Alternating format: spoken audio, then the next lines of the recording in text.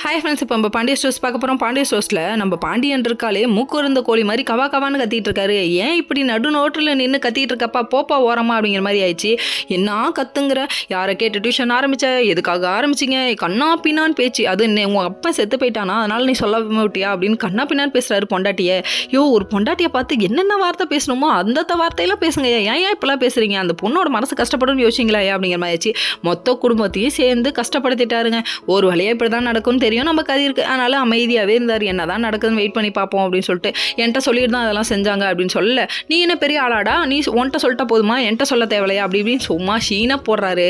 இரியா உன்னை கவனிச்சுக்கிறேன், இதுக்கு மேலே நான் வீட்டை கட்டி நான் வாழ்ந்து காமிக்கல அப்படின்னு ஒரு சபதத்தை எடுக்கிறாரு. என்ன உங்கள் அப்பா மாதிரி செருப்பு போடாமல் இருக்க போகிறீங்களா அப்படிங்கிற மாதிரி ஆயிடுச்சு. இதெல்லாம் ஒரு பக்கம் இருக்க சரின்னு சொல்லிட்டு இவர் வந்துட்டு கண்ணப்பினா திட்டினது ஒரு வழியாக பேயாட்ட ஆடிட்டார். இவர் ஆடினதுக்கு அப்புறமா இவங்க ரொம்ப ஃபீல் பண்ணுறாங்க. நம்ம ராஜி அழுதுகிட்டு இருக்காங்க. இதுக்கப்புறம் நான் டியூஷனே எடுக்கலன்னு சொல்லிட்டு கோமதியமாக சமாதானம் பண்ணுறாங்க. இன்னொரு பக்கம் கதிர் இருந்துட்டு இந்த ஆள் ஆடுற ஆட்டத்துக்குலாம் ஒரு முடிவு கட்டி ஆவேன் நான் அப்படின்னு சொல்லிட்டு கதிர் சவால் எடுத்துட்டாரு. வேற லெவல்ப்பா அப்படிங்கிற மாதிரி ஆயிடுச்சு. அது மட்டும் இல்லைங்க, நம்ம தங்கமயில்கிட்ட போயிட்டு விஷயத்தையும் சொல்லிட்டாரு. தங்கமயில் வாலண்டரியாக வாங்கிக்கிட்டுக்கிறதுக்குனே நிற்கிது.